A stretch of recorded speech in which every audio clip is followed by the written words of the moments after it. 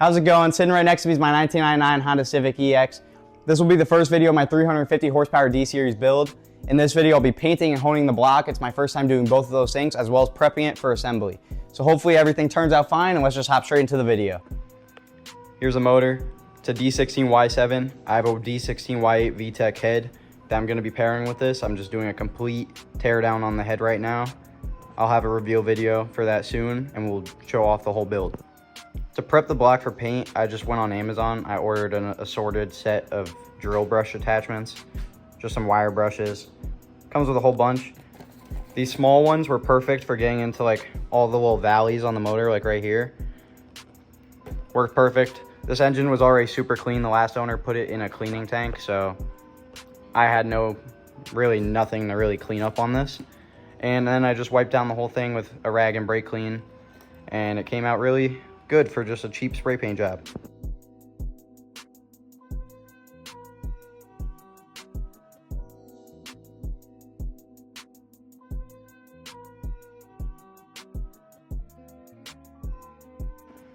If you did not know, the D16Y7 has the exact same block as the D16Y8. So if you want to turn it into a VTEC motor, all you need is a Y8 head, a Y8 intake, and that's pretty much it. I've done the mini-me swap on previous builds, like on this over here, but I blew that motor up, and that's exactly why we're building this one.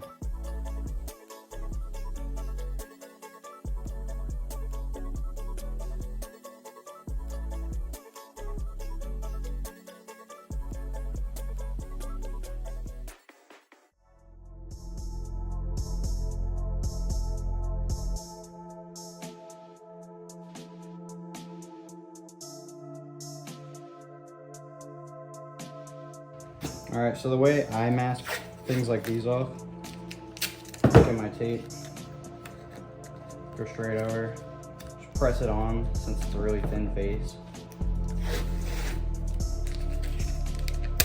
Grab another piece, and then just cover it. And if you're wondering why I have a screwdriver, I get the screwdriver, and like gripping a skateboard, you just go across and outline it. These screwdrivers from Harbor Freight are like square, so they have a nice sharp angle to just help file these down. And what you're essentially doing is just filing the tape off until it pretty much peels off on its own.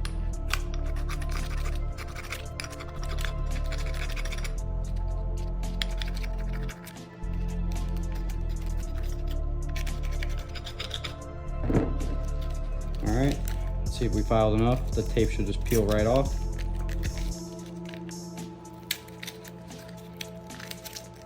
If there's any spots there, just pulling the whole thing off, just go back and refile it.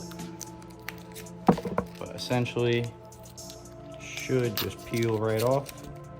And then I just go back with the screwdriver and clean up any rough edges. And just like that, you have a perfectly masked off area, and then the rest of your parts can get painted. For the rest of these holes, I'm gonna just grab my shop towel, wad it up, and then just use it as a plug. There we go. And then just do the same thing for the rest. Just rip a piece off, roll it up.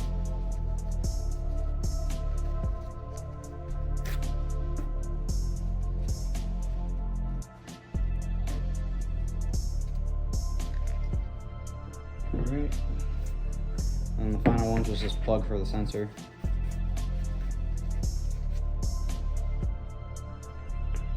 Alright, got this fully masked off, got the holes plugged. Just give them a final wipe down in case there's any lint from the rags or anything like that, and then you're ready for paint. I did the same process for the water pipe. Previously, it was all rusty and disgusting. Like if you have any D-Series, that's how they look.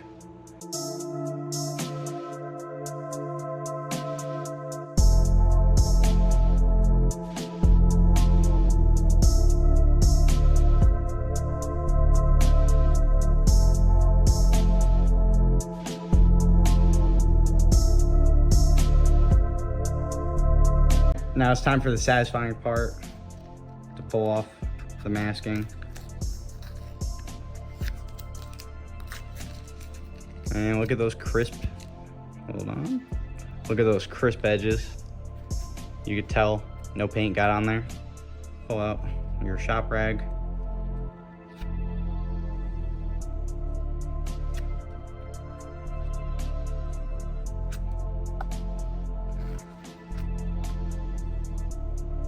Now that's a clean thermostat housing. Looks better than what it did, and that's all we're going for. I'm not going for anything insane. All right, pull the rag out.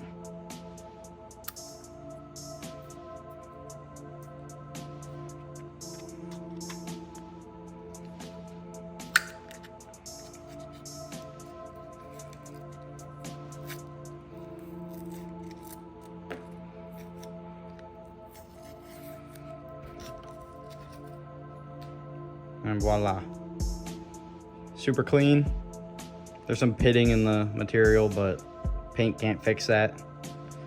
I believe Speed Factory makes a billet version of these, and I really do want to do those, but at the end of the day, I'm barely getting by working a full-time job and trying to build this car on a budget. So if content takes off, I'll build a high budget D series, and then we'll see how that goes.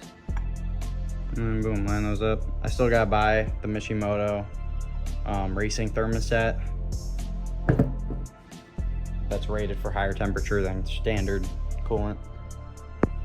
I ordered this complete Cometic Street Pro seal kit from JHP USA.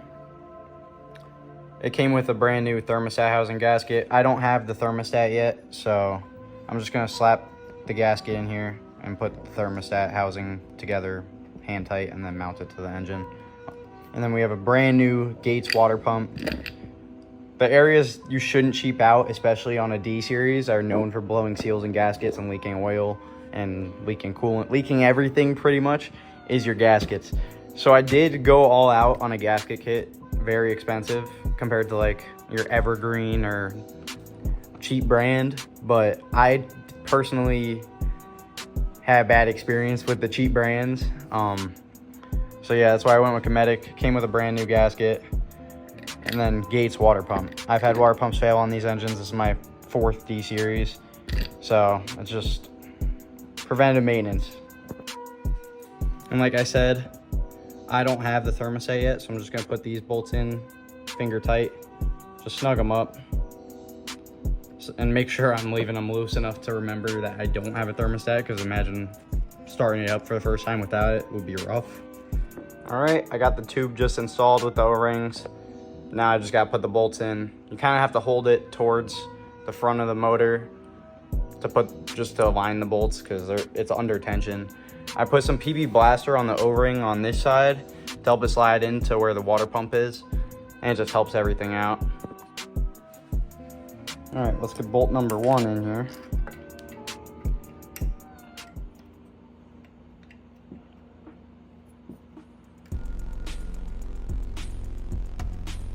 And bolt number 2 is hiding down here. These 2 bolts are the only thing that holds the water tube into the block. So make sure they're nice and snug, especially if you're gonna be running stiff motor mounts like I am. All right, just gonna snug these up.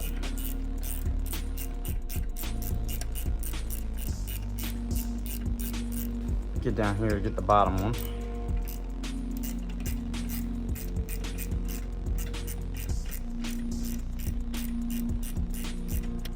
There we go.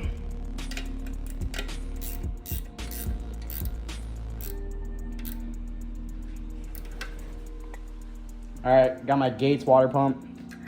Just gonna snug these up and then torque them to 8 foot-pounds.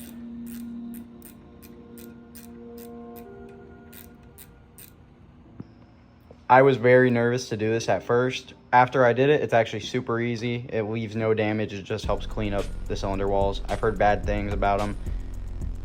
In my experience, it worked great.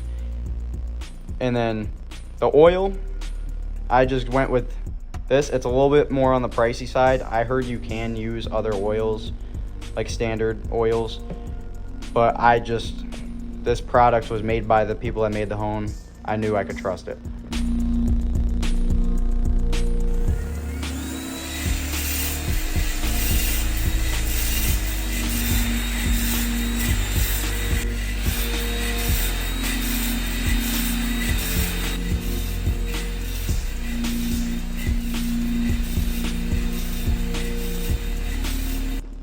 I initially wasn't gonna hone this motor until I pulled the pistons out of it, and I noticed cylinder 1 had a good pat, like a light patch of surface rust. It just had a rust ring on it, and the hone took it right out, no issues, and then it gave us some nice crosshatch for our brand new pistons that we'll be going over and installing in the next video. Thank you if you stuck around this long. In the next video, I'm gonna be assembling the entire bottom end of the D16 Y7, and I'll show you a little sneak peek of what's in store for next video.